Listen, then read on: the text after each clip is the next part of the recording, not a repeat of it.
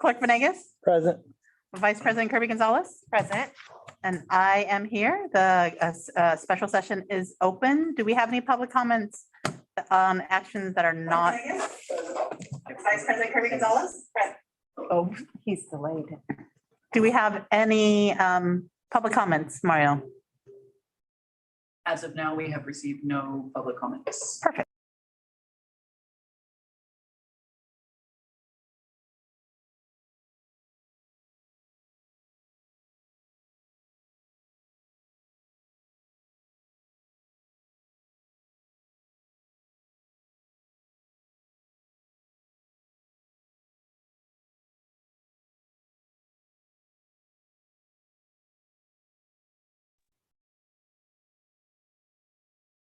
Is anybody talking by chance? Sorry, we unmuted. Sorry. Oh, okay. Yeah, so Monique was talking and Okay. she said good evening. Good evening. President Wong, members of the board, Superintendent Eldred, and our members of our public and community. This evening, Kylie Lane and I are presenting a budget study session for you this evening. The format of this session will be a dialogue.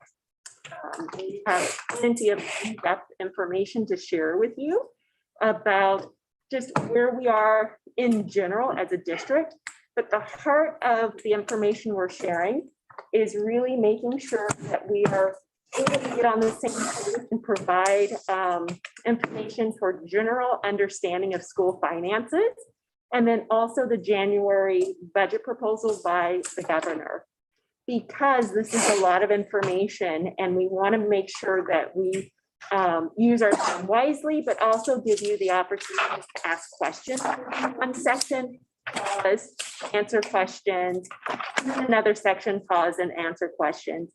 However, if you have any questions as we're going through, please feel free to stop us so that we can provide any responses or clarifying information. Okay, so Kylie is here. She is remote, so she's on the screen. And we'll go ahead and begin. Welcome, Kylie. Hi. I don't want my wild dogs barking, so I'm going to have it muted until I speak. All right. So as I've already shared, Kylie and I will be, oh, this is a little, are you doing it or me? No, go ahead. You do it. Thank you. Okay, so excuse we're getting used to a new system. So next slide, please. We'd like to begin our budget presentations with reviewing the annual budget cycle. We are currently at the point where we're doing the second part under audit and reports. We're providing an update of the governor's budget proposal from January. And then we'll also do our board budget study session. Next slide, please. An overview of what we'll cover this evening is evaluating our fiscal health, understanding California school finance, a bit of the governor's proposals I've shared, and then talk about our next steps. Next slide. This slide is just for reference. Sometimes we talk about, oh, we're in ed speak. Sometimes we flip into budget speak. And so we wanted to provide this source of acronyms. If we begin to present some acronyms that you're not familiar with or feel that we need to explain, please feel free to stop us so that we can make sure that we're helping everyone who's participating in this budget study or listening to us at home understand what we're sharing. Next slide. So let's get into it. Our first section is evaluating our fiscal health. Next slide. We want to start with the foundation of what is a budget. Our budgets, we see them as policy documents, a financial plan, an operation guide, and a communication device. In our budgets, as a policy document, it should align with the board's philosophy and the district goals. As a financial plan, it should be a detailed plan for how we will pay for activities over a specific time period. Third, as an operation guide, it's a guide for administrative decisions and actions throughout a particular year. And it's also a communication device to be able to share our strengths and challenges of our instructional program. Next slide. I believe that there should be three main measures of fiscal health. Do we have balanced income to expenses? Do we have adequate reserves? And do we have budget reliability? Next slide. We're looking at the balance of income expenses. We want to ask ourselves, are we spending more than we're bringing in? Right now, if you look at our budget, it shows that we're deficit spending. That's because we've received a wealth of one-time pandemic money at the front that we're spending down throughout the years. And then we are creating a plan to address increased expenses. It's necessary, and it's something that we're already having conversations on. So we do believe that right now we do have balanced income for expenses, but we need to stay mindful. Next slide. Adequate reserves. Do we have enough for unanticipated expenses? In our district, we meet the 3% statutory reserve amount. We also have a board policy for an additional 3%. This year, we've been able to commit our reserves and then also assign our reserves. That is when we identified a part of our reserves for our OPEB liabilities and for our deferred maintenance. So we're in a good spot. Next slide. Budget reliability. Have we had any major budget surprises outside of COVID? So COVID has made things pretty shaky for most districts and just the economy as a whole. But when we present a budget, when you approve a budget, are we able to rely on those projections? And we do have a history of being able to have a reliable budget because we do budget monitoring, we do a budget study session with you, and we've had positive certifications. So overall, we do think that we are healthy fiscally. Next slide. However, there are always risks to our fiscal health that we wanted to call out for you. Those risks include enrollment, our one-time pandemic funds, and then also our salary and benefit costs. Next slide. We wanted to actually start with the pandemic relief funds. I won't go through everything here, but the bottom line is that we have received or are currently working with almost $34 million worth of one-time pandemic funds. And we have about 24, almost 25 million that's currently ready for us to spend. We have a plan to spend this money. I think that's one of the most important things. You've approved plans and we are going to be implementing those plans. Next slide. Enrollment. So as with many other districts here in California, our enrollment is declining.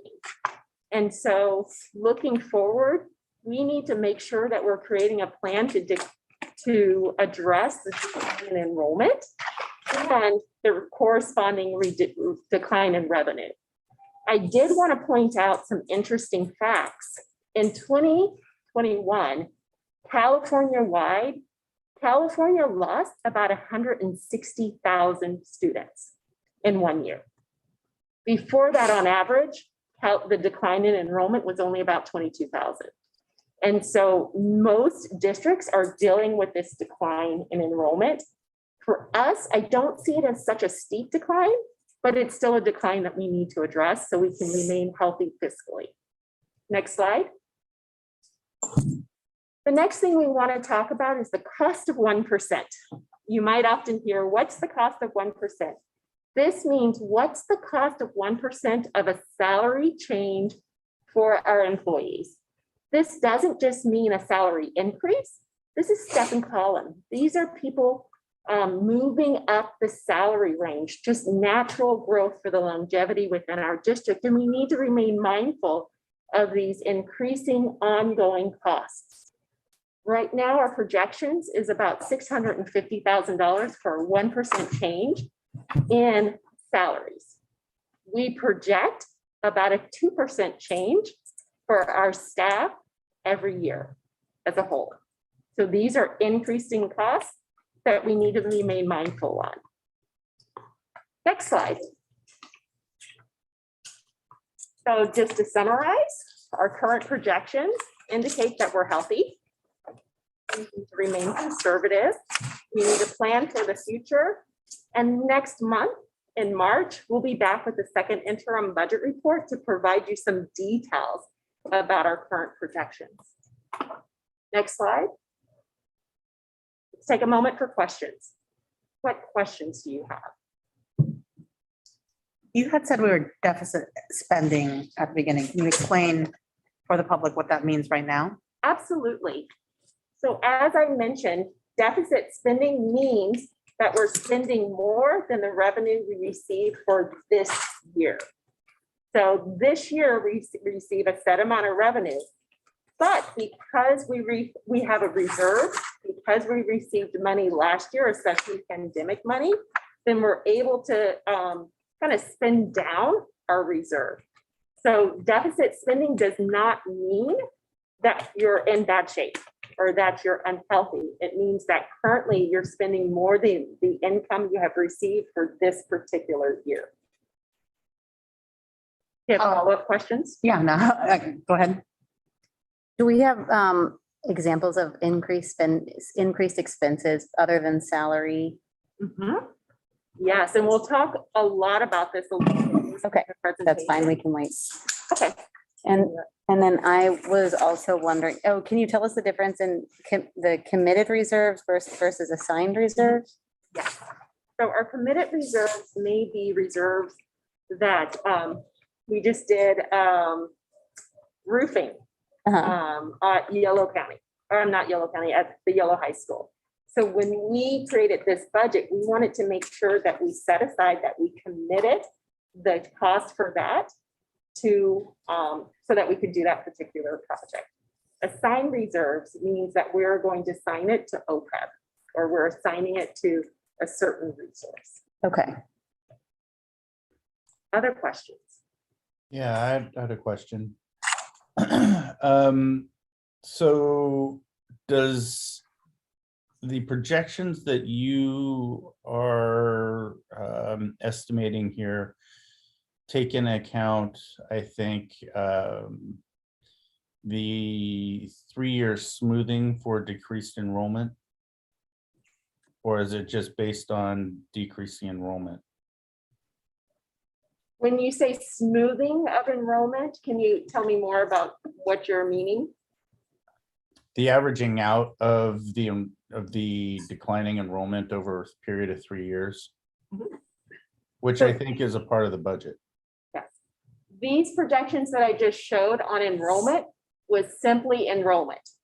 Okay. So it does not, I'm not showing you yet the financial impact. We're sharing with you right now where enrollment is going. And then should the 3-year average of ADA come into play, then that's a bit later in the presentation where we can talk about a little general details about that, but this is just enrollment. Okay, so you haven't, okay, so we're not at the point of talking about inflation and COLAs and all that yet. You're getting ahead of me, Kobe. Oh, sorry. Okay. Not yet, but we'll definitely share more about this. This is just reviewing our fiscal health and just the facts that we know right now about our district. Vice President Kirby Gonzalez has a question. Yes. As I'm just thinking about the enrollment, did this take into account some of the possibility of some of the new growth that we're seeing, the housing going in? Does that take any of that into account? We don't have students in them yet, but are those projections part of this? It didn't take into account the development here, but it did take into account the projections for what we call live births in our area. Okay, thank you. You're welcome. I'm sorry, so I always get confused on the enrollment history and projections. Like, why do we think it's going to decline by 100 every year? So when we're doing projections, our demographer looks at several factors. One of the most important factors is how many kids are born in the particular zip codes that feed our school. Interesting. And what we're seeing here in the West Sacramento area, there's not a lot of kids being born. Mhm. And so we take that into account, and that falls with the projections. Got it. That's right. Thank you. You're welcome. Any other questions? Okay, Okay. like one question, we are deficit spending, so we are spending more than we have in just regular revenue. Mhm. We're being saved by one-time funds. Correct. I know I'm teeing up for the cliff later, but that's okay. I just want to be clear. Because I think when the public sees that we're deficit spending, but don't worry, hopefully we'll clarify that later. Absolutely. Does it seem like we'll need to kind of tighten our belts in the future? Okay, We will We'll get need to to that. tighten our belts in the future. Okay. By creating a plan now for the future. Okay. When we take into account that we're having declining enrollment and our one-time pandemic funding will run out. Yeah. If we are looking at right now, today, and this will be a little later in the presentation, we may have a soft landing, but we always need to plan now for the future and not get comfortable. All right, Thank I'm you. going to now go to the next slide and pass it to Kylie. Sure, and I was actually going to add just a little bit to that too, because if you recall at the adopted budget, I actually brought to you a surplus, and we did have assignments that we took into effect for first interim. So like Monique mentioned, that was OPEB, and then also the deferred maintenance. So most of that was one time, obviously, any fund balance, but we were just hovering at breaking even. That kind of took us over the edge. So we were expecting that when we did have those assignments. So just wanted to also let you know, give you that information. So Okay. understanding California school finance. So next slide, please.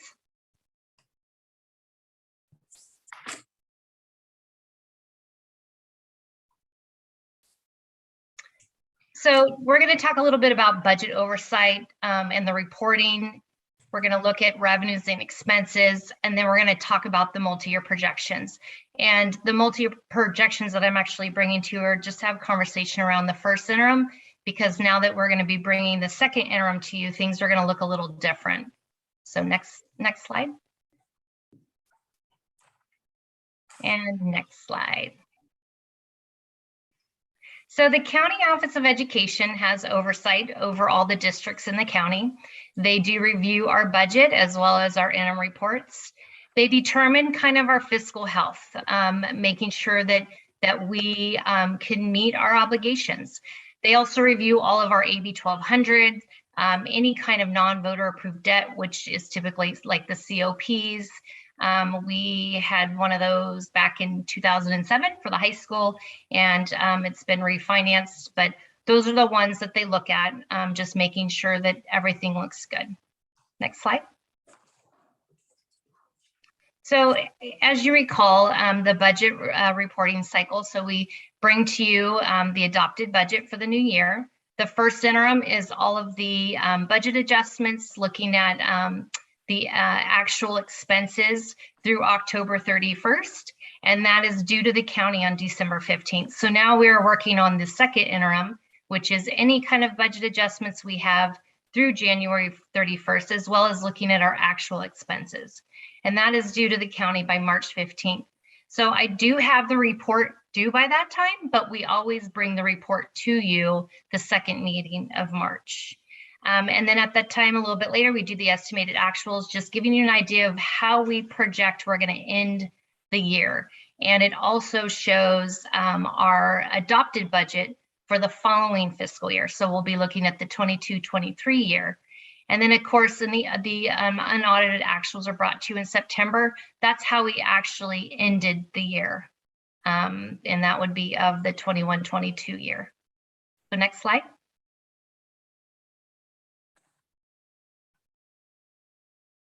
So the budget certification, as Monique mentioned, there's the categories. The positive, meaning that you can meet your financial obligations in that current year and then the 2 subsequent fiscal years after. The qualified is that meeting your not meeting your financial obligations for that current year and in the 2 years fiscal out. And then the negative is unable. So you have a yes, maybe so, and then definitely not. All of the current fiscal year and then the 2 out years. Next slide.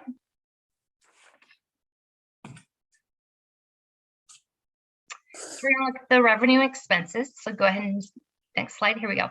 Unrestricted revenues. So the unrestricted revenues, those are typically the general fund. So, and those can be used on any expenses. So the restricted revenues are typically the grant funds, the title funds, the ones that are specifically with a plan.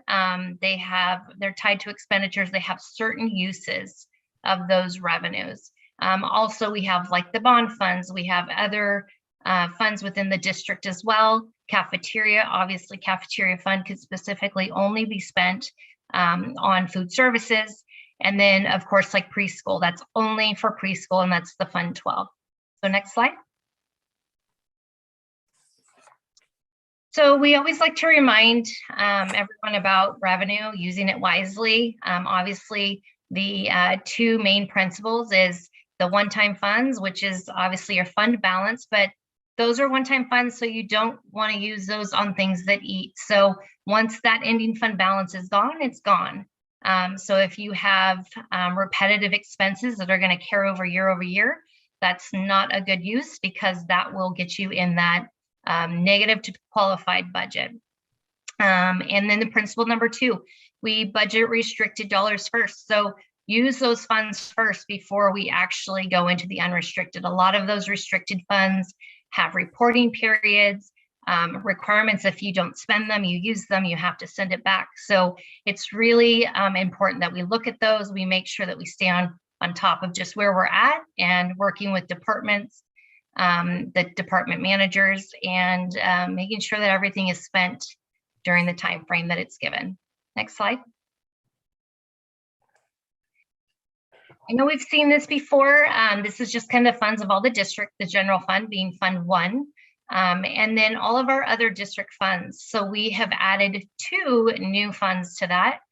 We have the deferred maintenance, and then we also have the special fund of post-employment benefits.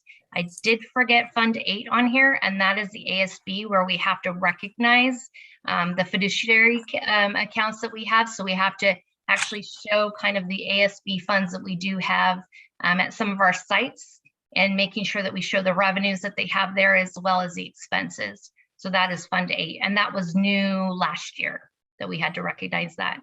Next slide. The revenue expense types. So if this is the first interim revenue amounts, we kind of broke it down by the pots. So you have the LCFF base, kind of what is actually spent out of there, the revenues that it supports.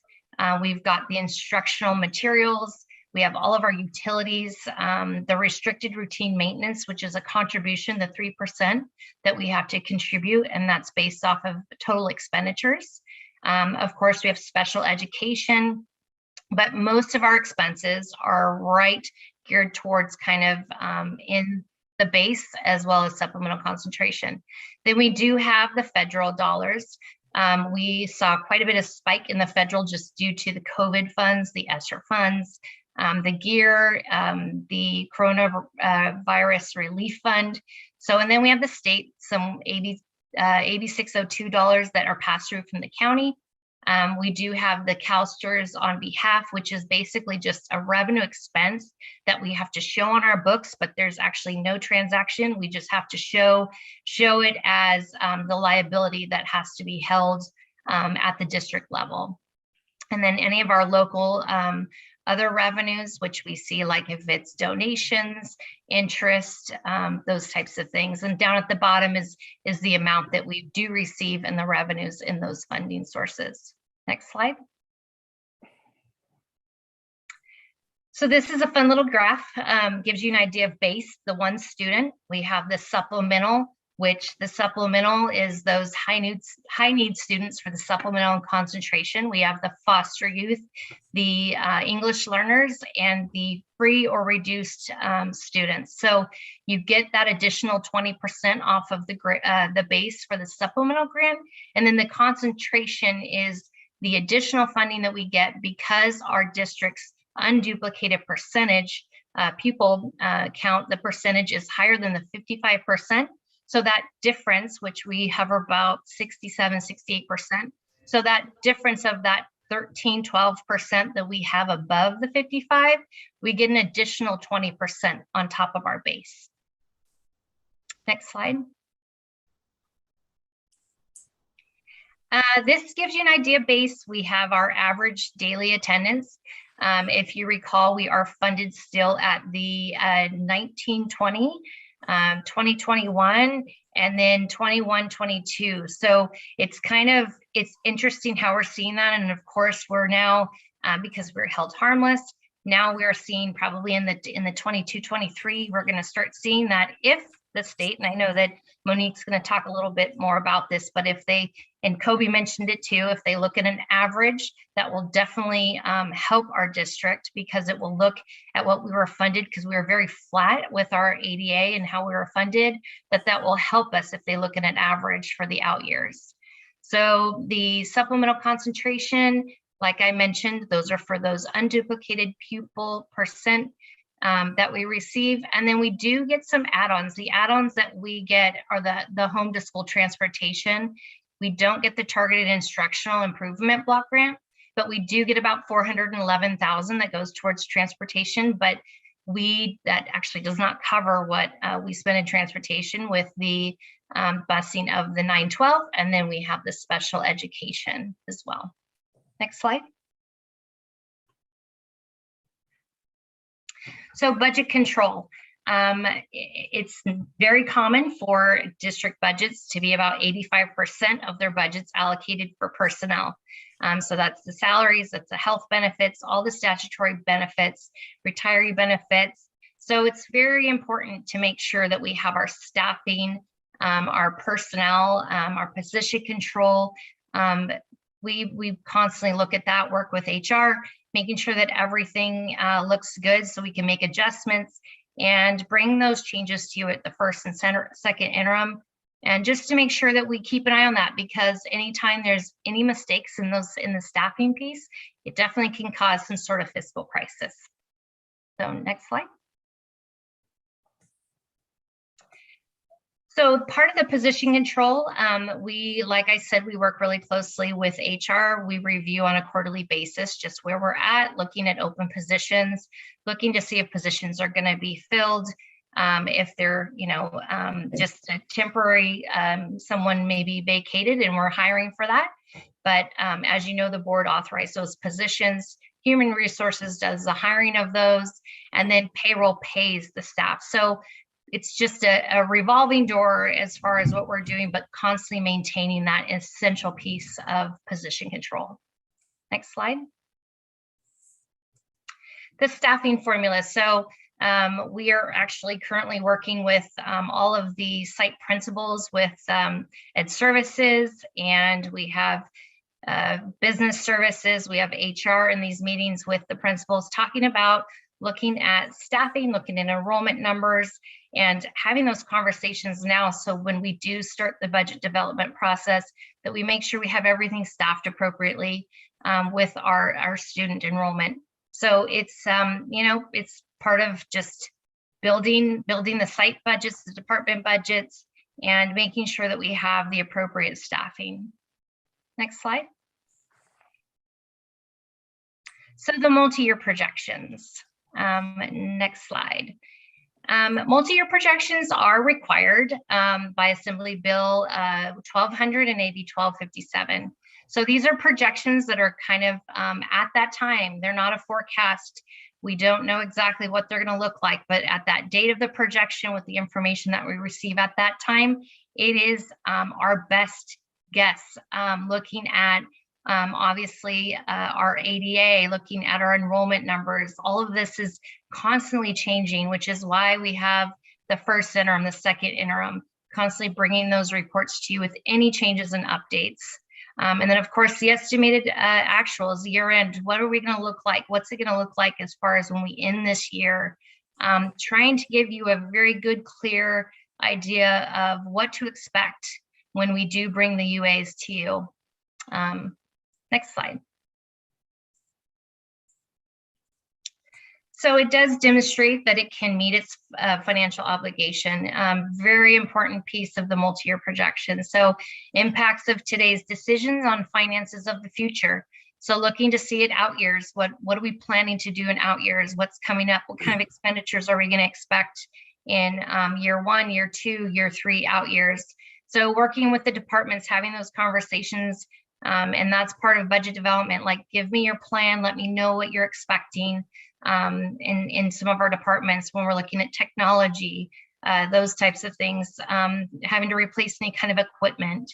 It's very important just to have those conversations to keep us all aware of what to expect in the out years. Next slide. So this is our source that we actually use. It's projections, it's the dartboard. It has the COLA, and this was the one that we just received as of January. It does have the 22-23 expected COLA of 5.33, which is great news. But I will also point out that if you look at the 21-22 year, 22-23 year, there's a huge increase in the CalSTRS employment rate, and also a huge increase in the CalPERS employer rate as well. Our unemployment insurance rate is expected to stay at the 0.5, but then in 23, 24 and out years, it's expected to go back to the 0.2. It's still not the 0.05, but it's significant than what was originally proposed, and saying that I want to say it was well over 1% at one point. But looking at just like even the California CPI with inflation, how are we seeing that some of these costs of goods rising at such a huge rate? So keeping an eye on that piece when we're doing our planning and looking at our projections for out years as well. And next slide. District specific changes, considerations. So, we always include enrollment changes, working with Forecast 5, having that conversation of what it's going to look like, our average daily attendance, keeping a very close eye on month-to-month attendance reports that come into our department, reviewing them, looking to see what we can expect. Did our projections change? What do we think we were going to have as far as our average daily attendance? We as a district have always been at about 96% of ADA to enrollment. And with COVID, we're seeing quite a bit of a decrease. I think it P1, which is certification of P1 month 4, we saw about 92%. So hoping that by month 8, which is P2, period 2, which is what we're funded on, hoping to see that actually increases up. Our projections were at about 94%. We were thinking that was going to be conservative, not expecting it to be a little bit lower. But, those are the things that we continue to review and make sure that we make those adjustments when we do bring you the second interim report, or the first after we have the adopted budget.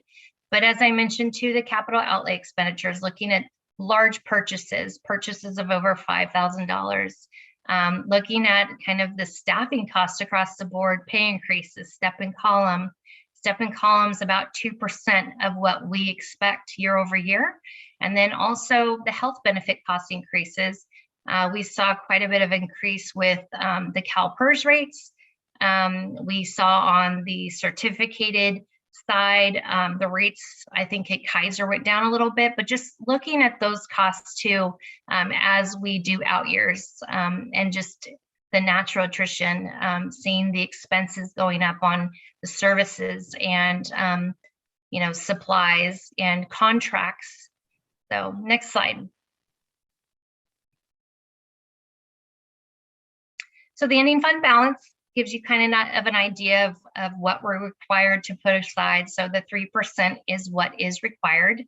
And we do have board policy of an additional 3% with a total of 6%. The inventory, and we have revolving cash, very small, 25,000, which is our revolving cash that we hold at a local bank.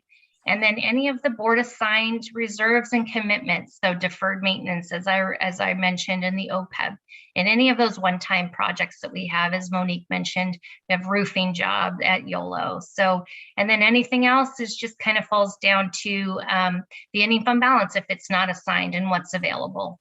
Next slide.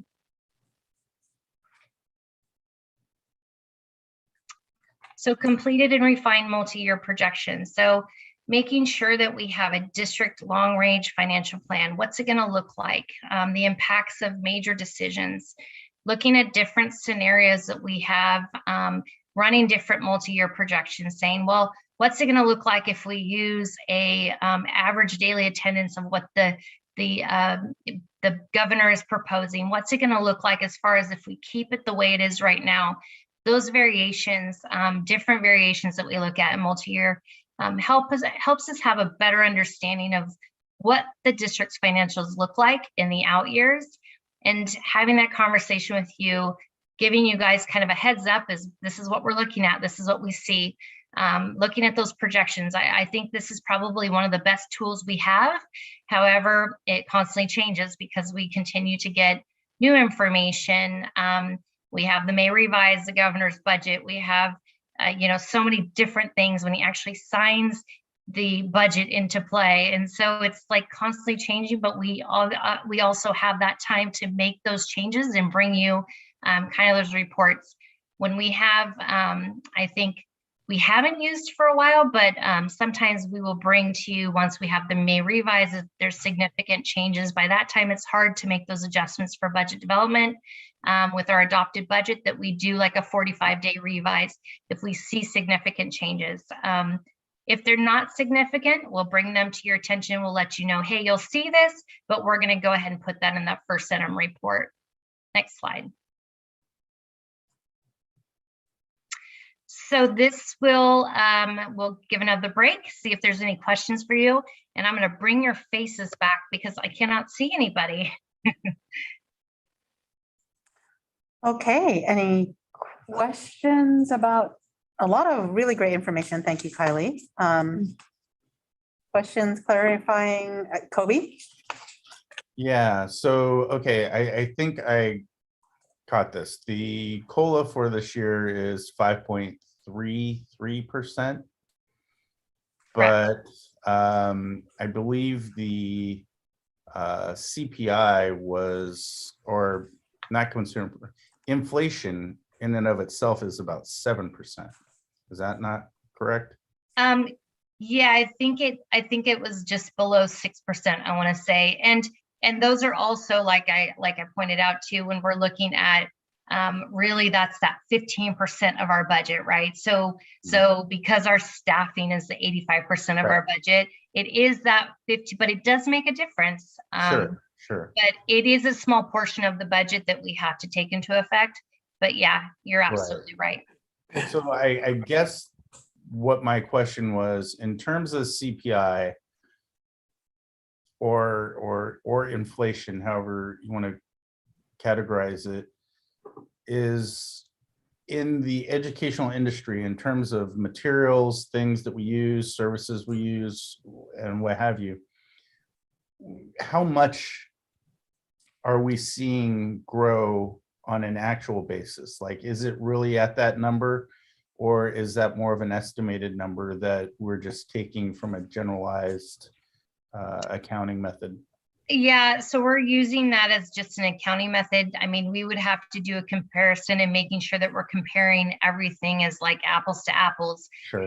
A lot of times we have apples to oranges because year over year things change, but we're seeing an increase in contracts. And of course, if you're contracting something out, they have inflation, they're having higher costs in salary. We're seeing that minimum wage went up. So even on that side, you're seeing an increase. But the goods and services that we're seeing too as well. I mean, when you walk through the grocery store, how much everything has increased. So we're seeing that also on the ends of like office supplies, things like that. Obviously, you're seeing it with just buying goods, Sure. things that you need to keep your classroom running, the cost of paper, all of those things. It's every single thing has seen a little bit of an increase. Right. I guess my Right. point was like in some industries, things are going up way more than, the 7% or 6% of inflation, right? We just bought a car. We know we paid more than the 6% inflation for that, right? Because Yeah. of what it would have been 2-3 years ago. I'm just wondering for the educational industry, are we seeing it at about that mark, or is it a little higher or lower, or what you've seen, but you're basically using an accounting practice? So, Yeah, I got I assume that those analysts probably at school services does like very extensive analysis on all districts just to look at their financials as well. And that's probably an average Okay. overall. So Kylie, I have a nerd question, and maybe it's a Monique question. Why do we use the consumer price index versus the consumer necessities index? That I don't know. I don't have an answer for you. As a marker for inflation? No, I'm not.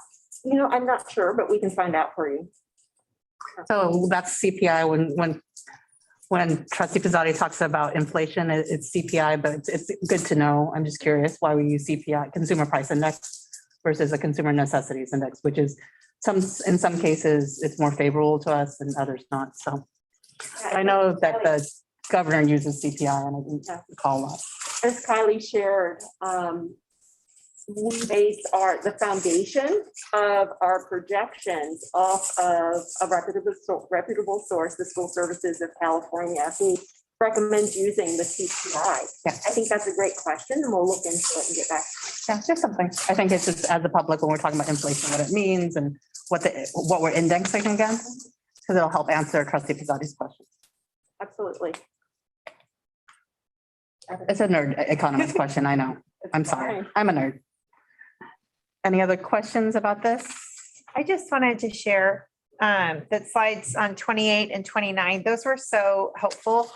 And just breaking down the money. And I know that's a simple graphic with base grant supplemental concentration, but I think that's such an easy way to explain it to others as well. And so I just wanted to thank you for that. And I don't think I've seen, slide 28, things broken down that way. Usually it's going, the other direction. And this is just really helpful, I think, of a view. And in the past, just for trustees to know, sometimes we had a little laminated budget card because it's hard to remember all the numbers. Like, here's a quick cheat sheet of good information to know. And this is the type of thing that I would want to, snap a picture of and have. So if I, on the fly get asked a question, I think this is just really helpful to have. So thank you for that. You're welcome.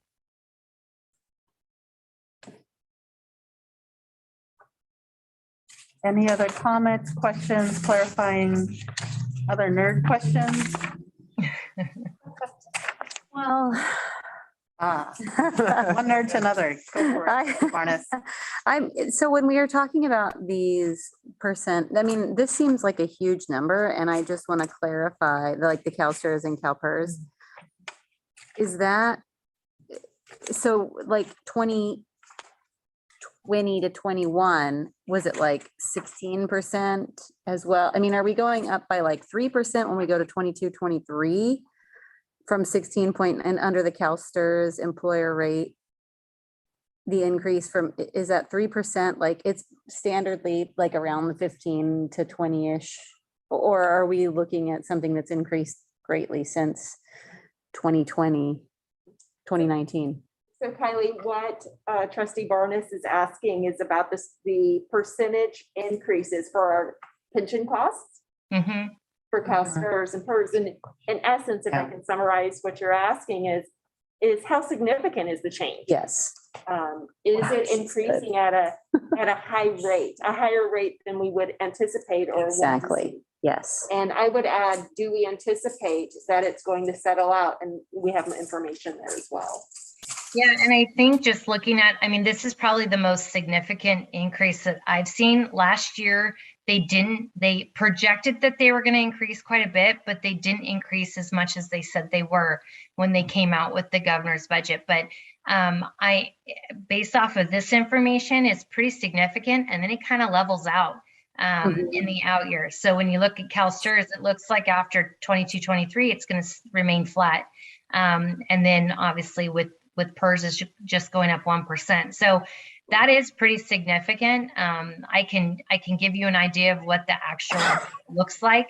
I have that in a spreadsheet.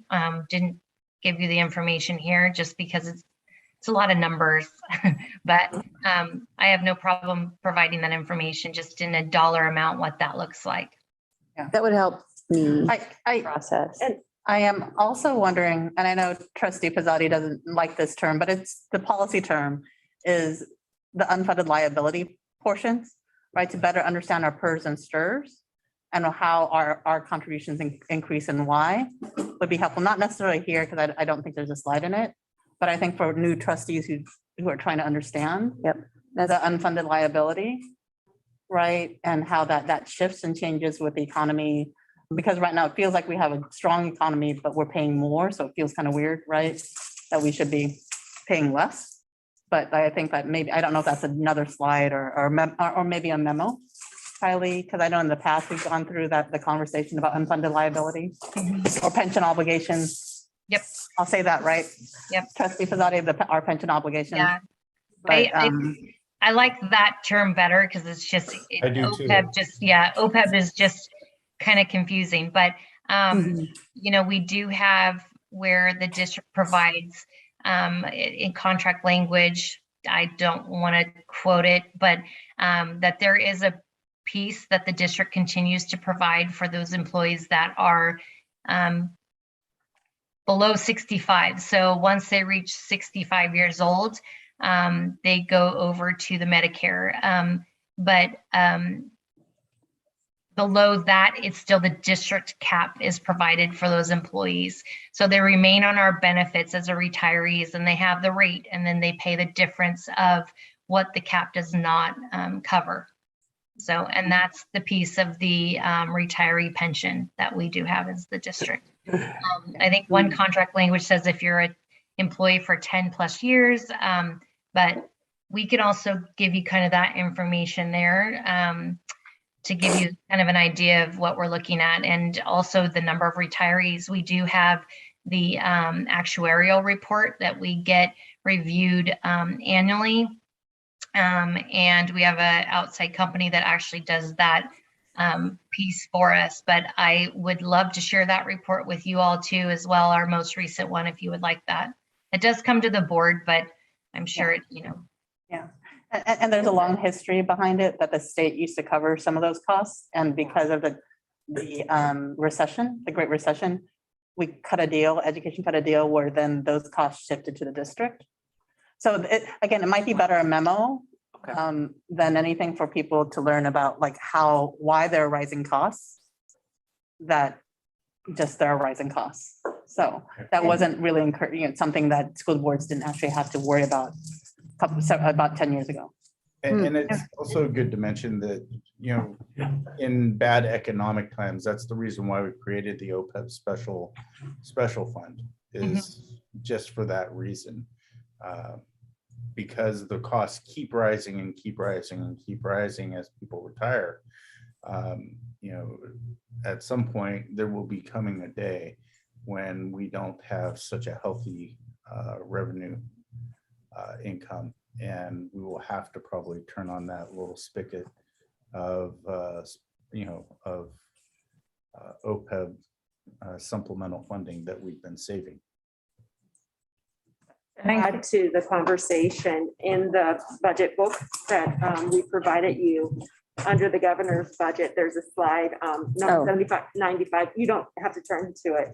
But it does give a little history on the CalSTRS employer contribution rates. Oh, good. And back in July 2013, the contribution rate for CalSTRS, which is the teachers' pension, was 8.25%. Yep. Wow. Now we're looking at where are we now? For next year, we're looking at 19%. Yeah, that's a lot. And then to add to what Jackie said, you know, when we had a deal, so a lot of those costs shifted to us, But we also had a small amount of time, especially with Governor Brown, where we got some one-time funding to be able to help districts with those rate increases, which in the current budget, we're not getting that kind of, we called it the pay down. We're not getting a pay down. We're not getting any support that we know of right now. And so as Trustee Pizzotti was saying, you know, making sure we're setting aside money, really planning for the future, planning for these costs to be able to support our staff and our retirees is, I think, a wise financial decision because these costs keep rising. Yep. Okay. With CalSTRS, it's set to be a steady rate, so we should not receive or see a rate going above that 19%. But then again, if we think 10 years ago, We don't know. 8%, now it's at 19, and the economy is just, everything's changing. Right. Yeah. And what happened last year, 5 years ago, may not happen tomorrow. So being conservative, as I mentioned before, is important. So to summarize, in response to your question, we've seen significant changes and increases, and it is a significant impact to our budget that we need to plan for. Yeah. Thank you. And I Wait, think yeah, go ahead, Vice President. just to add to that, historically, we saw the numbers go up before, you know, COVID hit and all these things. We, I think, have a little bit of PTSD because we had to, because of these numbers, we were making cuts, like cuts that we tried as hard as we could to keep away from the classroom, but some snuck in because we just couldn't make enough. We couldn't Right. tighten our belts enough. So that's why, like, it Yeah. does make you anxious about wanting to keep your budget really tight because nothing is worse than letting go of, you know, your child's reading specialist, or Right, whatever it right. might be. We don't, you know, we don't want to have to get back to that. Yeah, and we're not the only district, so there needs to be a systemic issue where people were laying off Yeah, it's everywhere. a lot. Yeah. And then all of a sudden, we don't have too much money to spend on one-time COVID. Mhm. Right, so it's been an interesting experience. But really, most of this is, you work in healthcare. The cost of healthcare is rising. Yep. The boomers are retiring. Yep. Right, they're like, so that's what we're paying, you know, kind of where we're addressing. Yeah. And so that cost is just growing for a number of reasons. And so, unless somebody makes a deal with the governor, Unless what? take it back to the state. Give it back to the state. Magic. Take, wait, give what back? Percentage. the- First. Oh, that sounds amazing. How do we do that? Okay, so, but yeah, maybe just, there's detailed information, but it really is important to understand, long term.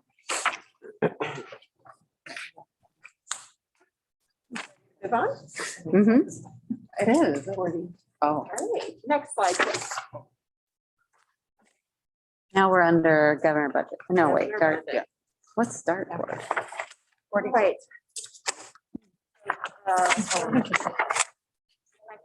they don't want. Oh, did I miss? I don't know what I'm doing. The 40, it's also 42. Oh, okay, I skipped a whole section. Wow. I was like, we're done.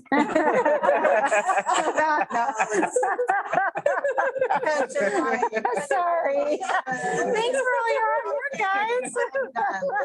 Up and go. I got it. Your industry could cap your costs. The healthcare industry could cap their costs. Let Oh, us know. I found it. 42. Here we go. So let's talk about the governor's budget. Okay. You know, Trustee Pizzotti and Long, they kind of alluded to the fact that there are some major factors in the economy that's affecting our costs. We've talked at the first interim about a fiscal cliff, and we'll talk a little more about that. There's also been talk about how to help districts to be able to have, instead of a cliff and a drop, maybe a soft landing. So we'll talk a bit about that. Overall details will be in the the second interim budget report. This is just a summary Okay. of the governor's budget. Typically, this presentation right here is usually about 3 hours, and we're trying to shorten it. So that's why we have in your binder, the governor's budget proposal through school services. That has a much more extensive slides and a lot of other information in there. And so this one is just a summary. However, if for your reading pleasure, you read it last night and there's something in the governor's budget section that you have questions on, please ask. We're here to have a dialogue and for us to be able to dig deep into it. If there happens to be something that we're not able to answer for you right away, we will absolutely get that information and get back to you. Just FYI, guys, I'll be heading over to the district office right now. So next slide, please. Sorry. We want to take a moment and Wait, that's talk about the US economy. We have been on a roller coaster for, it's coming up on 2 years. The pandemic hit and things just, I'll just say they changed. The world changed, everything changed. We had, if you recall, back in January 2020, I'm sorry, in March 2020,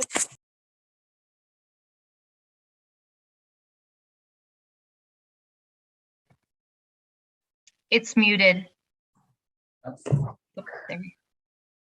did you hear anything that I said about the US economy? Yeah, just like maybe the last, like, I don't know, 5 seconds. Okay, What's that's wrong? fine. So it was doom and gloom and things were really bad. And then things started to improve very, very quickly with the rebound in the economy.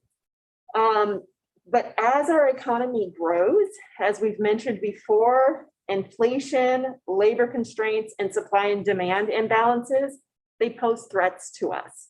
When we're looking at gross domestic product, which is really it's the measure of a country's health, it's the value of our goods and services, we're thinking that it's going to resume pre-pandemic levels. When we're looking at employment, we're seeing that jobs are coming. And then inflation. We'll have a bit of conversation on there. The inflation, and I like to say the words, it's the cost of doing business. It's the cost of cost of living, the cost of being able to go out and buy gas and how much that has changed. Inflation affects all of our costs. Next slide.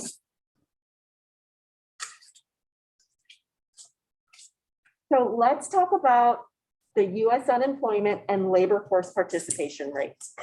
Couple definitions here. The labor force participation rate, that's the amount of people who are available to work, meaning 16 years and up who can be in the labor force. And then of course, unemployment is how many people are not employees. An important part here is looking at our changes in unemployment. We're at about 4.2%. I was at a conference in November and that they were looking at, in some areas about 3%. We're at levels where some economists might say we're close to full employment, even though we're struggling to find people in Full employment? I'm sorry? We're close to full employment? That's really. Yes, but full employment isn't zero unemployment. But it's at a level that's so low that pretty much we are in a good employment state. Not our district, it's very different, but we're talking about the US economy. That rebound has really, when you're at this rate, it does make it hard though to be able to fill those areas and those sectors like ours, our teachers. Even before the pandemic, we're struggling to encourage people to come and stay in our industry. Next slide. Let's talk inflation. So I want to make sure that we understand the difference between inflation and CPI. Thank you. 'Cause I don't. Okay. Inflation leads to CPI. The highlighted section in here where it says we're at there's a historic rise in inflation not seen in 30 years. What that means is how quickly the percentage of increase we have, that percentage of increase, that 7%, that doesn't equal CPI. It means how quickly things went up. CPI is the consumer price index. So it's still the total cost of doing business, for lack of better words. But inflation and CPI are not going to be the same amount. Okay. With CPI on the previous slide, you're still there. Okay. On the previous slides, when we were looking at the school services rate, several. Monique, sorry. I just wanted to mention, I don't know where the microphone is, but it sounds like someone's playing with a slinky. Oh, it's. Al, put your slinky away. Yeah. That's hilarious. I was. Yeah. Lucky we are in person. You guys are so fun. Lucky we're in person. This is a technically in-person meeting. Who but snitched? continue. Who snitching on me? Need a fidget. Oh, it really was? Yes, No. No sleep. Mario. it's a very sensitive mic. It's a hot mic.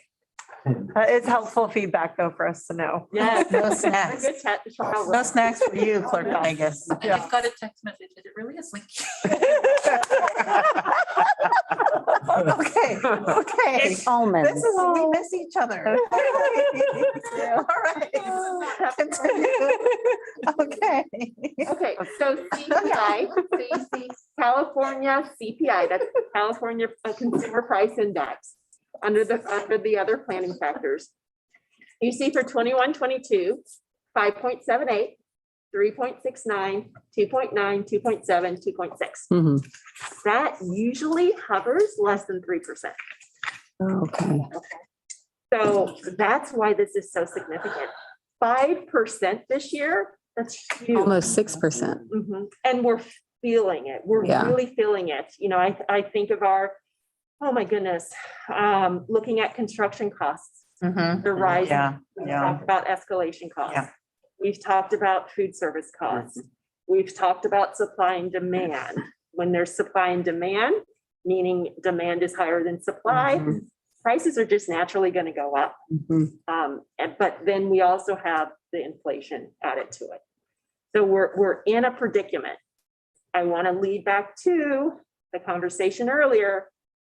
Right now, we're healthy fiscally, but these factors may really have a significant effect on us maintaining our fiscal health. So we need to remain mindful. So going to slide 46, please.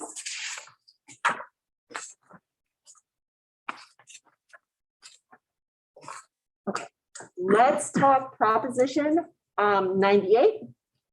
Here this says Proposition 98, growth triggers reserve tax.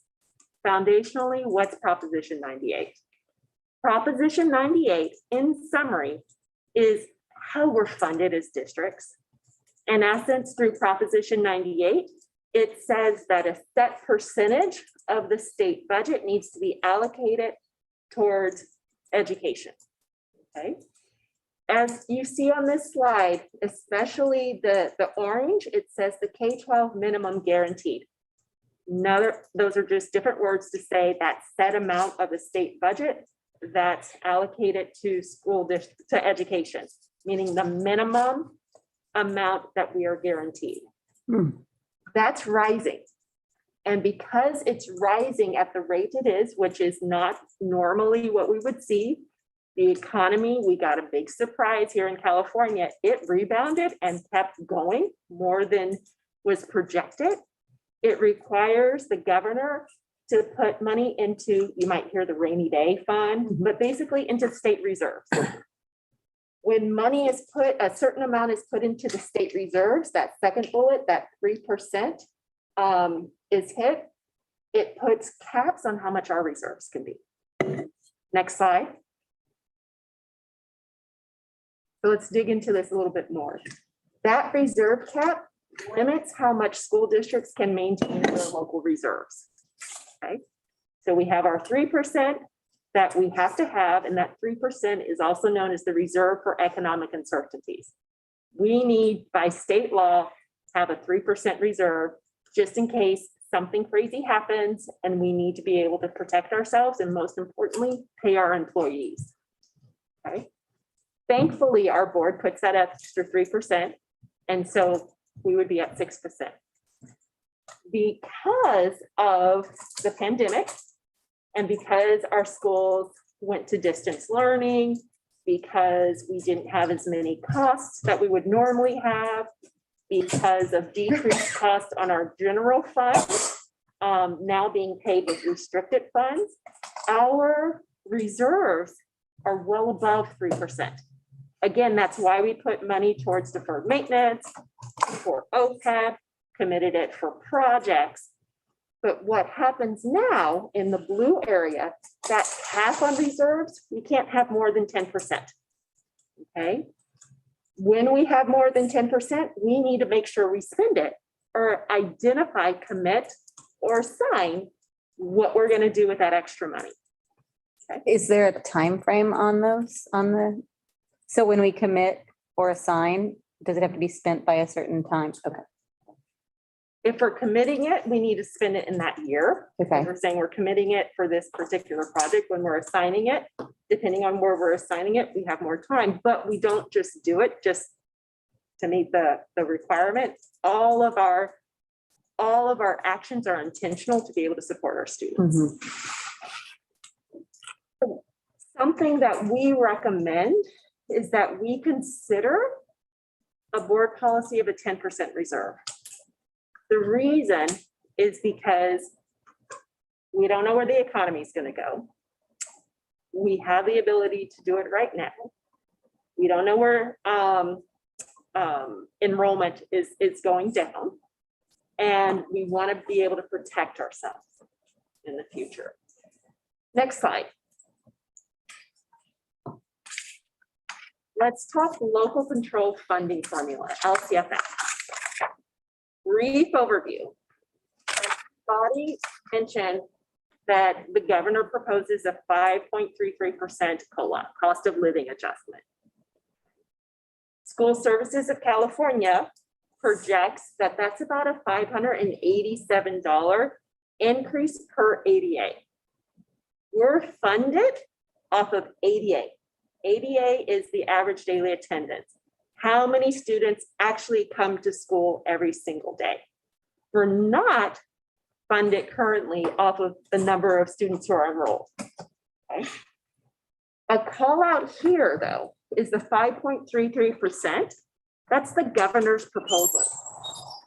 The legislative, the LAO analyst office is the legislature's analyst, budget analyst. So you have the governor's budget analyst, the legislature's analyst.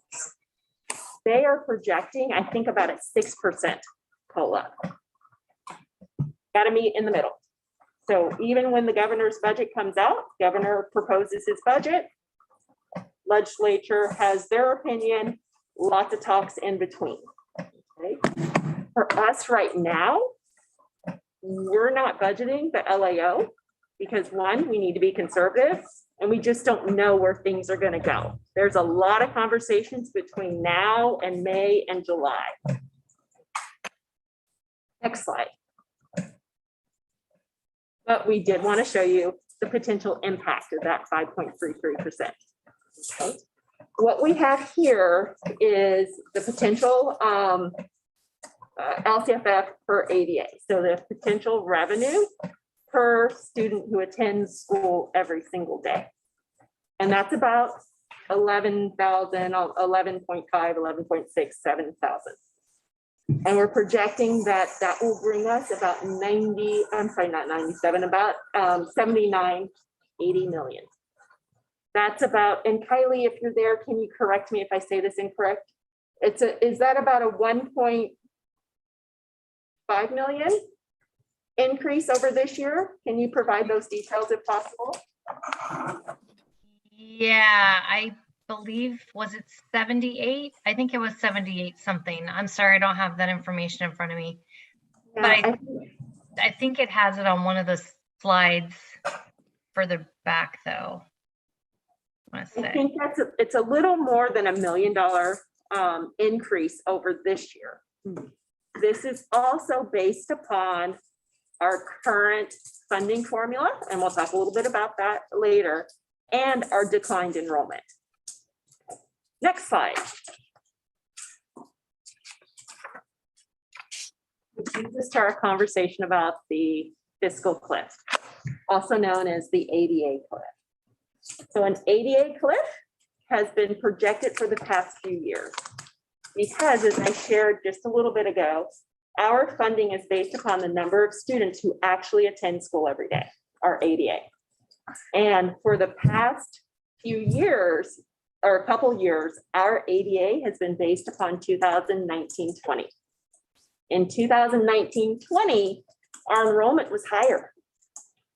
So being able to base our funding off of our enrollment and an ADA for a couple of years ago has been great for the past 2 years to be able to protect us from just the uncertainties with our budget and with our attendance. But as you can see here, in 1920, ADA all the way up to the line. In 2021, the lighter shade, our ADA went down, but we got that extra amount from the previous year, last year as well, or this year as well. But when we get to 22-23, we have a gap there because now beginning next year, based upon what we know right now, our funding will be based upon our actual funded ADA. Okay. Let's go to the next slide. Let's unpack that funded ADA that I just said. Okay, that's an important part, the funded ADA. So the governor and legislature proposes some solutions, which I talked about earlier. Okay, the current law says that a district is funded based upon the current year ADA or the previous year's ADA, whichever one is highest. And that's great. So that's how we get the funded. So if in a scenario is, let's say this year, our ADA is higher than last year, then we're funded off of this year. Okay. However, the governor proposes a third option, and that is averaging the ADA using the prior 3 years ADA. So we would have this year, last year, or an average of the past 3 years. The average of the past 3 years is extremely exciting to us because if you remember, can you go back one slide, please? For the past 3 years, we've been funded off of 2019-20 ADA. And so that would help us financially to be able to begin to or continue to make plans for the future. Okay. Next slide. And next slide. Another major part outside of potentially having a change to the ADA and the funding formula is the universal transitional kindergarten. So we are going to be welcoming even more of our youngest students in the next few years. By 2025, all 4-year-olds who have a birthday by September 1 will be able to participate in our transitional kindergarten program. Wait. Say that one more time. I'm sorry. I was reading and listening. That's okay. So look at 25-26. Okay. By 25-26, we will expand our transitional kindergarten program to offer TK to 3-year-olds whose 4th birthday occurs by September 1.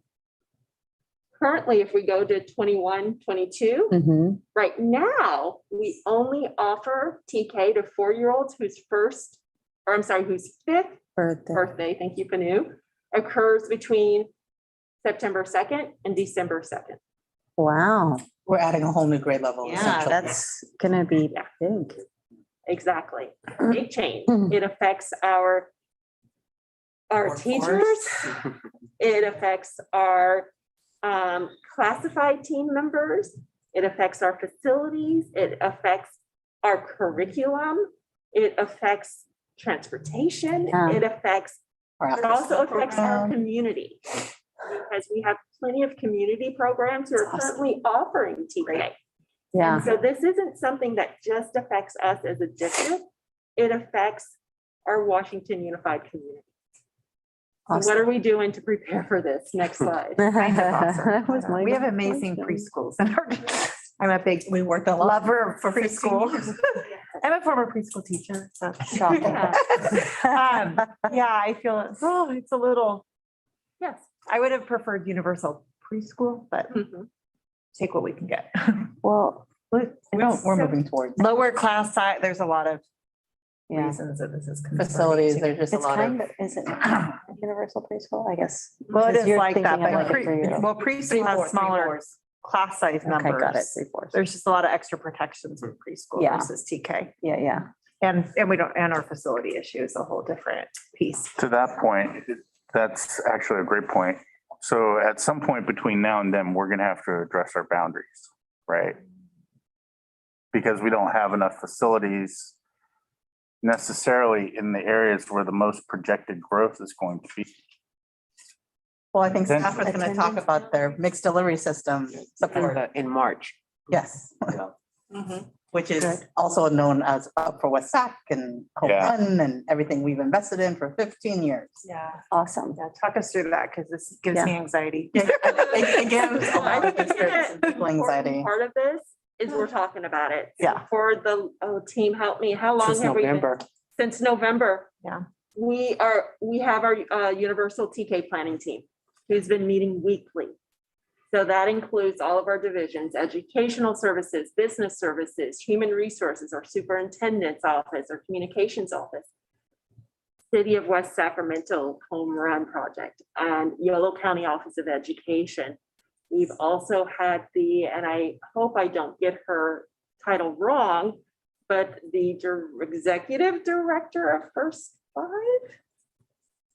come and speak The to chief us. deputy, the chief Thank you, deputy. Chief Deputy. Wow, I may get. given an upgrade. Right, the chief deputy.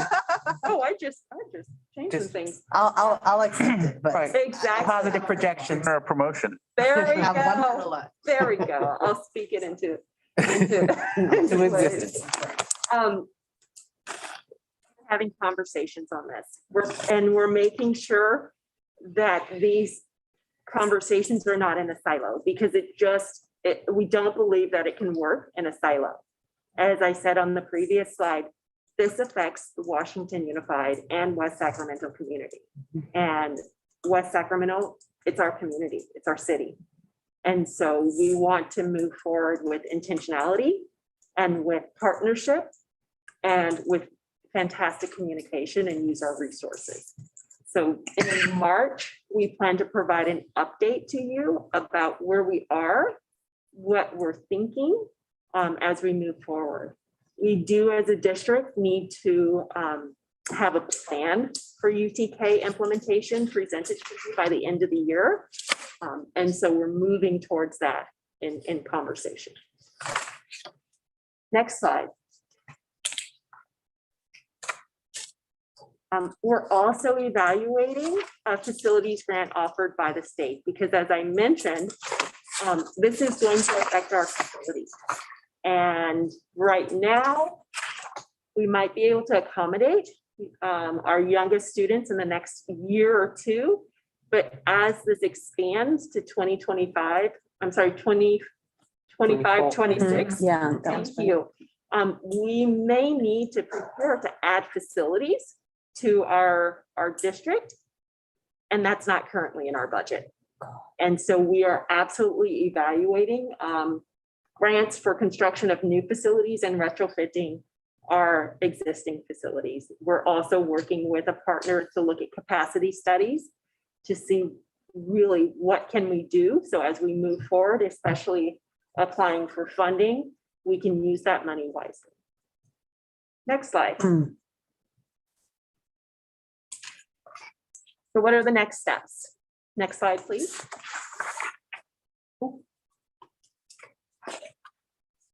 Our next steps in budget development, we still have our second interim and then our adopted budget.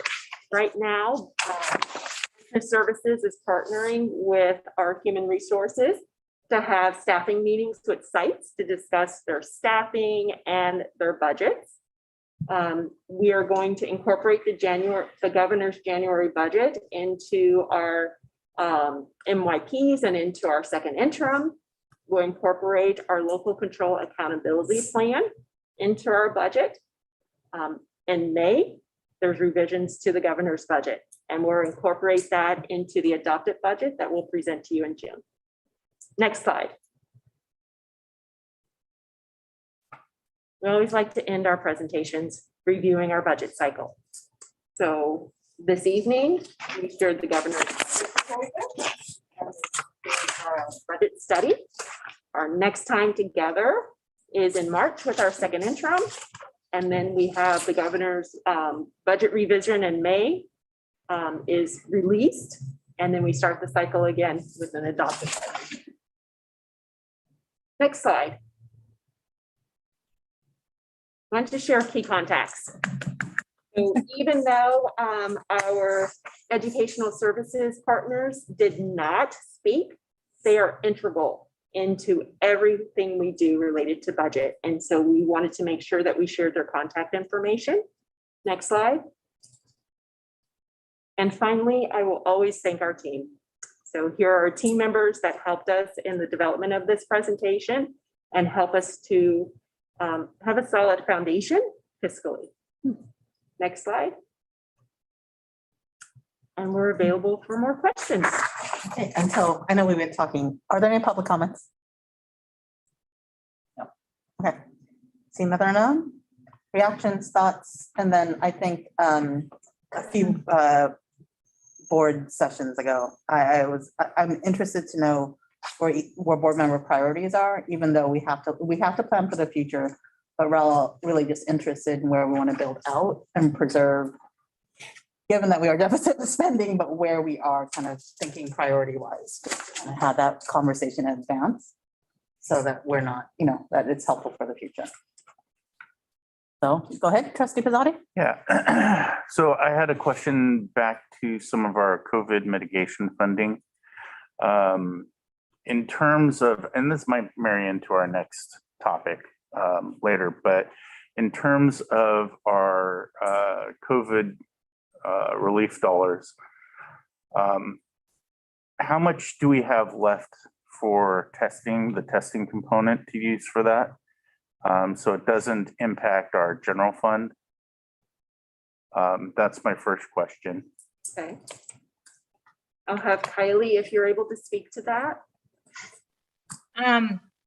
Testing. So was that part of the ESSER 3 plan? Was that part of AB 6 with the ELO funds? ESSER 3. What's that? ESSER 3. ESSER 3. So we haven't even spent ESSER 3. So that is completely available. Mhm. So I think with the ESSER 3 and the ELO or AB 86 funding, COVID testing was one of the criteria that you could use that funding for COVID testing. I think in our plans that we have presented and that have been adopted, I don't believe, and Kylie, you might check, that we set aside funding for testing. So there is funds available. It just would mean we would need to come back to the board with those plans and make some recommendations of these are the things we allocated the funding for. And if there is an interest in reallocating those some dollars now for COVID testing, we would come back with, here's where it is. Here are our options of where we want to, how much do we want to take? And then which bucket that would come from those ESSER or ELO funding. So just going back on. And I process. actually think that, sorry, Kobe, when you said testing, I was thinking like student testing. I wasn't thinking of like. Oh, COVID testing. I meant COVID testing. Yeah, so like the in-person instruction grant, that has a huge piece for testing. And so I think those funds there are available too. The ELO for expanded learning opportunity. So the COVID testing piece is probably in the IPI portion. Okay. So can I, just on process, so we know that what we're talking about, we've already adopted plans, if I'm understanding, so as we go down this road of priorities, we actually adopted plans already, and we've already allocated and earmarked funds. So any new funding would have to be taken away from any priorities we've already adopted. So I just want to be clear that that's what that's. Again, I saw a slide that had all these funds and dates that had not been allocated or had not been utilized yet. Had not been spent, but allocated, yes. And So I just want to be also clear that we're on the on same that, page. yeah, and also on that slide too. So when it says available, that's also doesn't show like, it just hasn't hit, like that was reporting as of December 31st. So that is the last time I actually had to submit my funding report to the state. So there are open like encumbrances and things like that that we have there, as well as some of the staff that we actually committed to in like the SR2 plans. So I think that that's probably like allocation balance, and then that is what we had available as of December 31st, but it does not include encumbrances. Right. So fund balance doesn't mean it's not encumbered, right, Kylie? Yeah, balance is like the ones that are not, I mean, it's got committed funds also included in there. It is. So wait, okay, now I'm confused. It has committed funds into the balance? I was going to ask the follow, because I think, so then the other question that Vice President Kirby-Gonzalez is, how are we paying for the funding right now if it's not allocated? I think it's just. Well, like the test kits that we just announced we were paying, because that wasn't in the initial budget that we all saw. So like something like that, where is that coming from? Just to That's piggyback coming on- from the in-person instruction. Which has a balance of The 2.1. 2.19 million. Yeah. But the rest of that 2.19 has been encumbered. There you go. I get that, but there is no testing set aside for next year then. Correct. Based upon what I understand in our, the plans and the budget expenditures that have been adopted, I don't believe, Kylie and Stephanie, if you're still on, help me if I'm incorrect. I don't believe we've identified funding to pay for testing for next year. Did we identify funding for this year? Or I like, don't, I mean, COVID clinic or healthy, I'm just curious, I think it's, how are we paying for it now? originally, we did not Okay. identify funding to purchase the test kits. Kylie, help me if I'm wrong. I believe that we're taking, is it funding from our, where are we getting the funding for the? Yeah, how are we paying for the weekly clinic? I think what would be best is if we look at the details and get back to you. That So, way we can give you the The proper. test, are you talking about like COVID clinic right now? Yeah, or So, Healthy YOLO Together and or the. so YOLO Rapid Healthy Rapid. Together was a grant, and that's what paid for that. That And ended then, in December, right? Correct. and then, Right. yeah, that ended in December. And then now we have another grant that is paying for the COVID clinic. And I think Panu's in there. He No. probably has a better idea. of that. Okay, we have people shaking their head. No, that's not accurate. Currently, there are no district funds that are going towards supporting the COVID. Because it's insurance based, right? It's insurance-based and federal, I think it's HRSA Okay. money that is being billed for those that are uninsured. So. Wait, HRSA? HRSA? HRSA, Versa. okay. Yeah, so there is no district funding that is going towards the administrator or the payment of staff for COVID clinic. And how long do the HRSA funds last? Probably forever. Actually, yeah, that's, Trustee Barnes is saying forever. Anyone, they're gonna last as long as the government says they're gonna yeah, pay for COVID testing. yeah. So, Okay, what Kylie was referencing, we did get a And then- CDPH grant, Yes. a small amount that is being utilized to offset the cost of Salvador. Because he is our district employee that is helping facilitate Sure. the liaison between the district and our COVID clinic. So we felt value in keeping him as part of our team. So, but that's going away as of next year. That funding is set to expire June 30th of 2022. So within the next 6 months. It was a small grant I wanted. So So that's SR1? we are basically saying that we're no longer going to provide tests then for 22-23 school year. At this point, we haven't made any arrangements yet, but we still can make, if we want to continue with our current contractor or explore a different vendor. That would not be my choice, but But at this point, we have not made any plans beyond June. okay. So what I'm hearing is that That would be our one of my district funds, our district funds have not yet paid for any of this Yes. because there's HRSA. So when we allocated, it was ARPA, whatever. So we have not yet actually theoretically paid for any of it Right. because it was a But I'd like philanthropist, to clarify, I'm sorry to interrupt. except for the, yeah. So our district funds have not paid for the Healthy Yellow Together or the COVID clinic testing. Our district COVID relief funds have paid for the, Test for kit. the most recent Right. test kits. order of test kits. Right. We received some free test kits from the county, Mhm. but the most recent, we used our in-person. I can work with Kylie to see what, basically what we didn't purchase in order to purchase those test kits and get back to you. The other component we'll have to also probably look before we went to Healthy Yellow Together, because before my arrival, the district was providing the level of testing Okay, thank you for that. to our school sites and health aid. So I'm not sure what funding source was utilized for that. For the, right, the extra. That would have been a Yeah, that good was- source. Yeah, the extra pay. Yeah, Healthy Yellow. Oh. Adopted that resolution in May yeah. to start in June.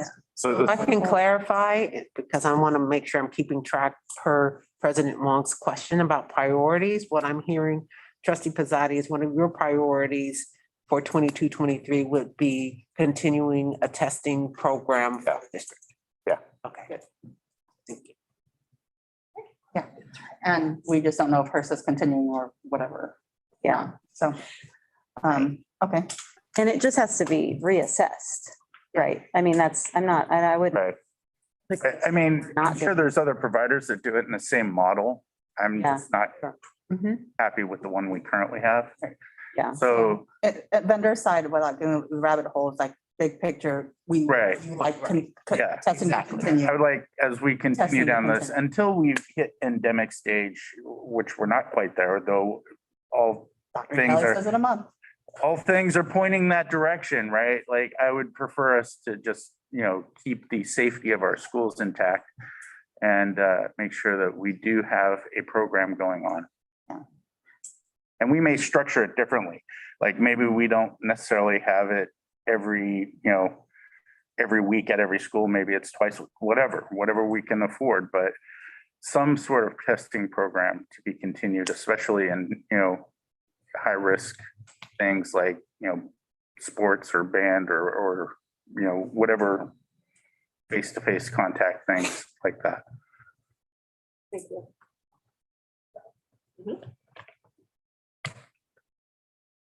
Quick, Benayouz? I'll let you guys go and then I'll jump in. Trustee Bennett? Well, now I've shifted my brain. Well, I mean, take a break, take a beat. I had, If you need to come- priorities, I mean, did I have questions? Oh, questions under, yeah. We I mean, were gonna- questions first? We had questions first and mine just happened to be linked to the. And I actually think I'm pretty good. Oh, the governor's proposal for districts, it was on slide 51. Is that pending approval or is that, when you said or, he's proposing the computed average, when, we will find that out in May? Is that what you're, They're trying to, When the Fine, June legislature 15th. agrees yeah. okay, In reality, you find out when they pass the budget, but budget, so it could be July. okay, got it. I don't want to go down a rabbit hole, but Yeah. this year, budget passed in July, but we were into August and there were still things changing. Okay, yeah. And probably based on the pandemic and relief. Okay, and then I think, yeah, I agree. No rabbit hole. Okay. Okay, I think I remember my priorities. So just when it comes to the budget at large, not talking about COVID, I want to just reassure the public that we're sticking to our original plan of the Westfield, The Wellness Center. Westmore, The water, the modernization? the or wellness modernizations. center? Yeah, because that's a hot topic. And that's not going to fall by the wayside. Measure Z. So that's Measure Z. Measure So Z. this is not Measure Z. This is not Measure Z, no, but I think these are all, when we talk about budgeting, I think it's all intertwined and people ask about that. So that would be, obviously a priority of mine is just that we continue to reassure the public that, we're on track, we're sticking to our plan. I think it needs to be said out loud. As far as other priorities go, I think I'm pretty flexible, assuming that we can figure out, I obviously really would like to see the mental health services addressed, and I want to see what we're doing, what resources we're doing, and then maybe even have a conversation about it, because I think, I know President Wong has some good ideas and resources and connections, and I would like to have some input on that as well. I love the thought of wellness centers. I would like to see that fleshed out. I think those are my biggest priorities. I really do love what we've done with the mental health opportunities. I hope that we can be a little bit more, what's the word? I think we've done a great job. I want to also be sure that we get the word out. I don't know how to get the word out better because people are like, oh, I didn't even know, So I've really benefited from some of those offers and then just seeing what they have to offer, what we have to offer as a district to our families will really help community at large. And I want to see that, giving parents tools to participate or help however they can, and then giving students resources, that they might need. That's really broad. No, But- those are very clear, right? Those are very clear. That's incentive. From an equity lens. From an equity lens. I can go next. Yeah. All right. You still have your slinky? I just haven't been speaking. No, No slinky? so my first priority is going to be around language. In order to really open up dialogue, looking at equity of language is still a barrier. We're gonna have a problem going all the way back and feeling like we're always going backwards or going in circles. So I think that the more dialogue there is around, whether it's board meetings, whether it's town halls, whether it's doing more, it's just putting that as a priority, just because we do serve a large population that may speak English, but understands their language or feels comfortable to an extent. So I think language is just one of those things that if it's a barrier, then we're just shooting ourselves in the foot, like we're going in circles. So that's a priority for me. And the second one, which just Can I ask a clarifying question? Do you mean more intentional multilingual community engagement efforts? yes, for opportunities to be dialogue versus translating a question, or I think dialogue is where we really learn and we really connect and we really build trust. And if we're missing the opportunity to have dialogue, we're missing the opportunity to engage. I mean, that's kind of how it comes down. What would that look like? You're not sure. There's Yeah. Yeah. I'm just curious because I think it's a great idea. Paying for like live translation. Yeah. Oh, Right. Live Like in translator. Zoom, right? Like that, Oh, or yeah. sign language or. Love or that. Whatever, right? So Okay. that's actually, to do that, we don't have the capacity right now in staff, but we'd have to pay a service to do live translation for this meeting right now. got it. That's So somebody could click a button and listen to the language that is accessible to them in live.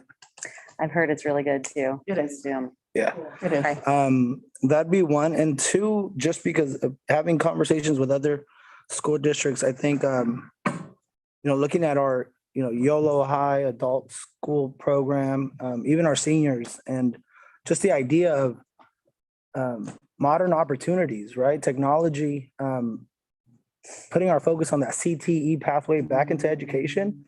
I think our next generation of educators are on our campuses right now.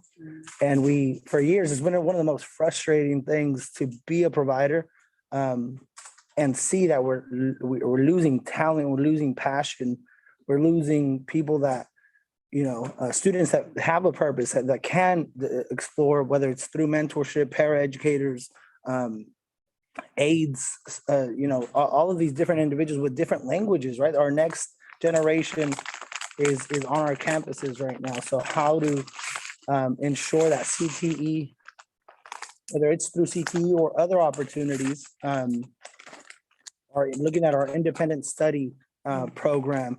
How can they do, a split between in classroom and on the job training at the same time? I think that we would miss a huge opportunity if we don't enhance that, whatever that may be. And I'd like to know more about it, what's there, and just bring ideas that are happening in other school districts to really take advantage of all these individuals that are, with the way things are going. There's students that won't be moving away, that will be looking for local opportunities. And instead of, nothing against retail, but instead of pushing them out that way, why can't we provide something here at home where they can cultivate, that strong bond that the community so much desires. So that'll be my 2 priorities as of right now. Okay. I know we have a special starting another one at 6. Is it already 5:45? Yes, it is. Yes, it is. Wow, I've been on the edge of my seat this whole time. Yeah. Not to. No, I just When love we that. do a first I round, just and was thinking, it just, when he talks like about that, I'm like, gosh, we're doing so much. We really need to be more involved with the city still. Mhm. And I love that. I hope we can partner better with the city. 'Cause look at, in the Bridge District, if that's what we're calling it. I think there are a lot of cool opportunities, and I like that. And I hope that we continue to provide opportunities for our people who are going to stay here. And yeah, okay, that's all. Vice President Kirby Gonzalez. All right, I'll very quickly to the budget piece. I'll just say, with the transition, I do appreciate that we are transitioning to give opportunities to all. And even though I like universal preschool, but for universal TK, because it has been a huge inequity versus equity. So my only quick question there is, as we transition, I understand that we need to not make this a slow transition because of our facilities, our staffing. But are there opportunities for families to capture funding? Maybe this is a first 5 question. With private entities, if their children, or do they have to wait till 2025? No. Can we start addressing the We can gap? start it now. Okay, so maybe we can communicate them with our families about how they could capture this if we're not ready for them yet, how the community maybe can be. So that's a good city That's really partnership. good, yeah. And then with this budget, before our priority talk, as I said, I would bring it up, and I think others have seen it too. It's just the conversation about what is our standard for our kids' sports and like uniforms, and what does that standard look like, and where are we filling in the gaps as a district? Because that is a clear issue. If we have some schools that have brand new uniforms, and some schools that you have one just a piecemeal patchwork. So that would be a budget question for us that could be answered through a memo, unless there's, well, with time, let's say through a memo, maybe. Just what is the standard for all of our students at Refresh sports? And then if we need to fill in the gap with our budget to help with that, how can we do that? Yeah.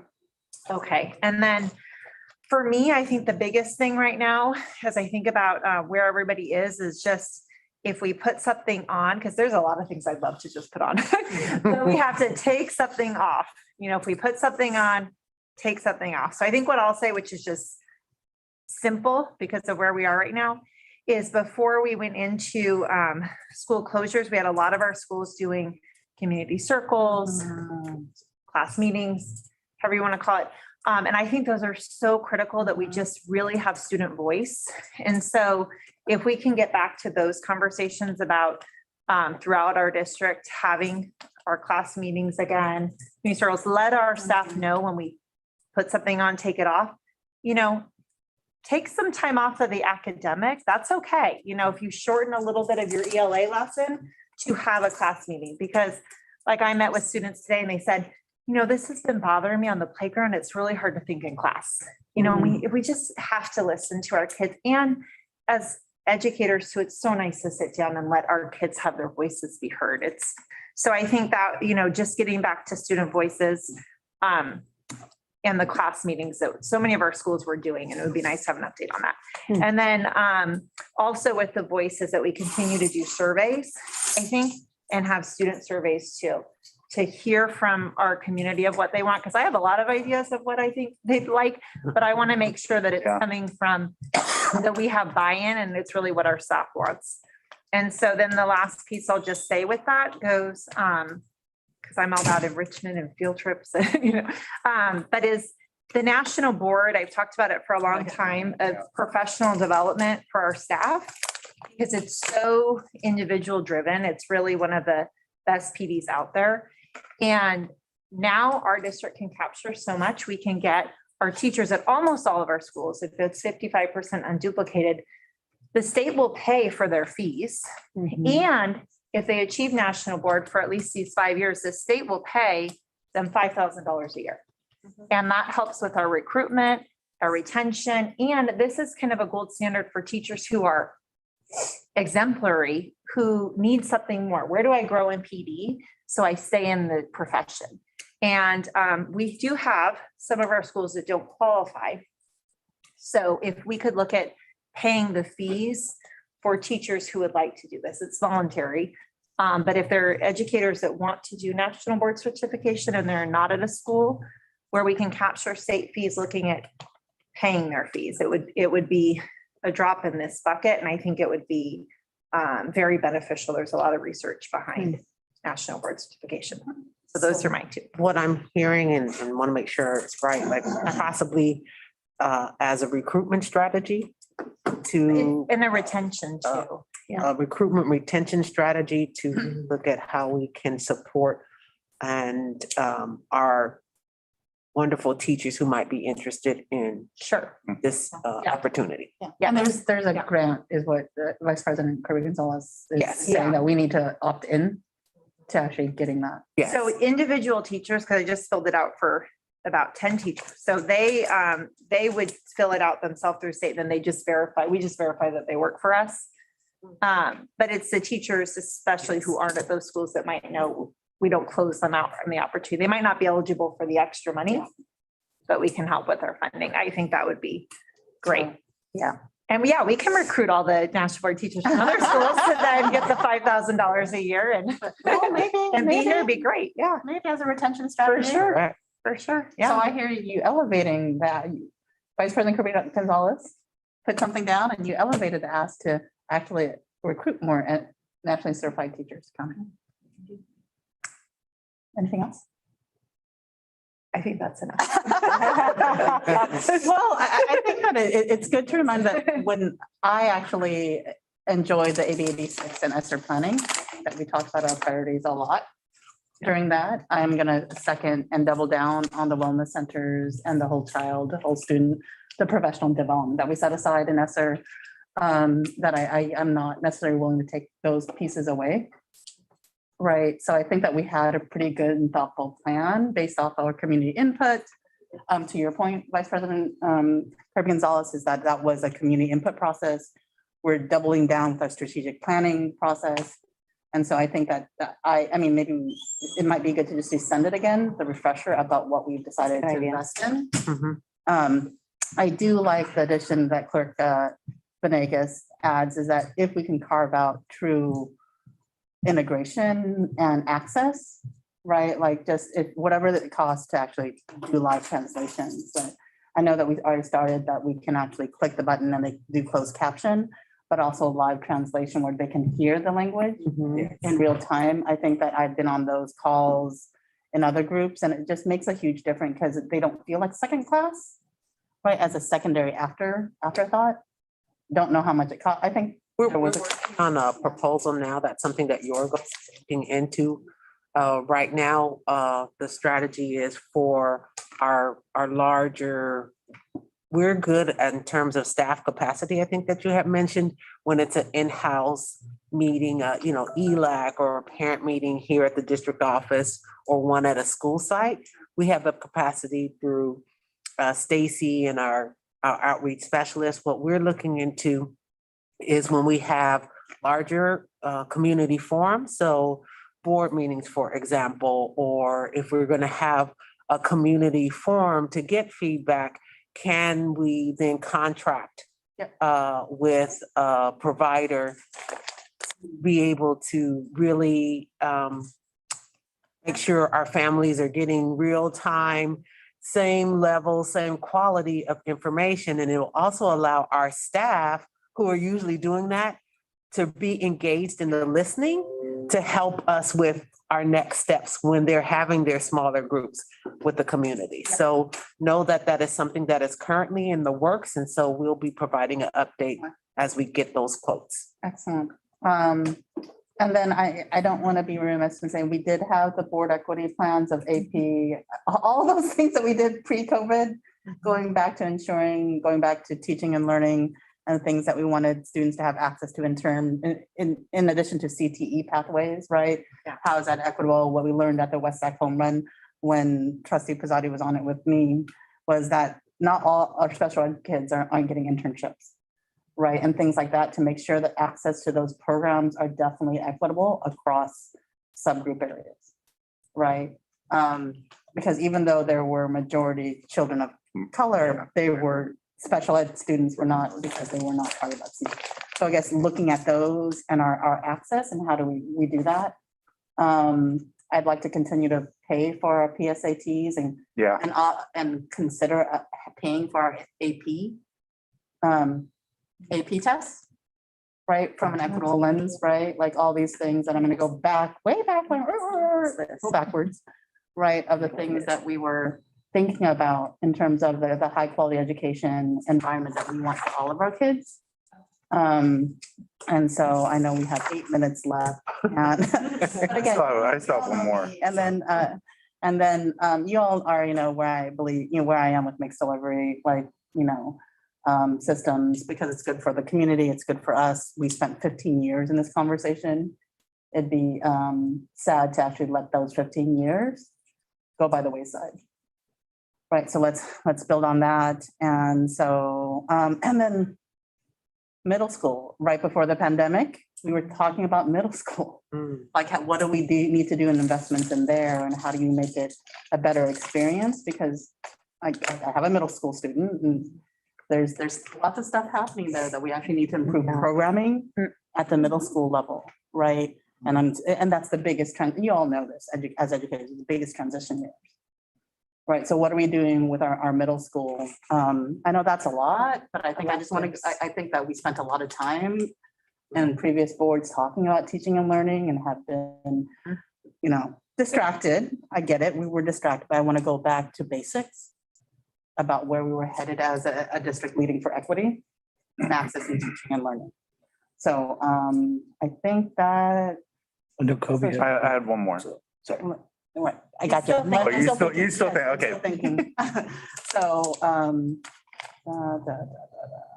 and then, now you distracted, strengthening community-based partnerships, right? And leveraging our dollars about who is actually doing the work.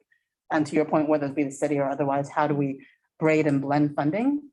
So it's not always us, but it's just leveraging the county dollars or the city dollars. Right, or foundation dollars to Vice President Kirby Gonzalez's point.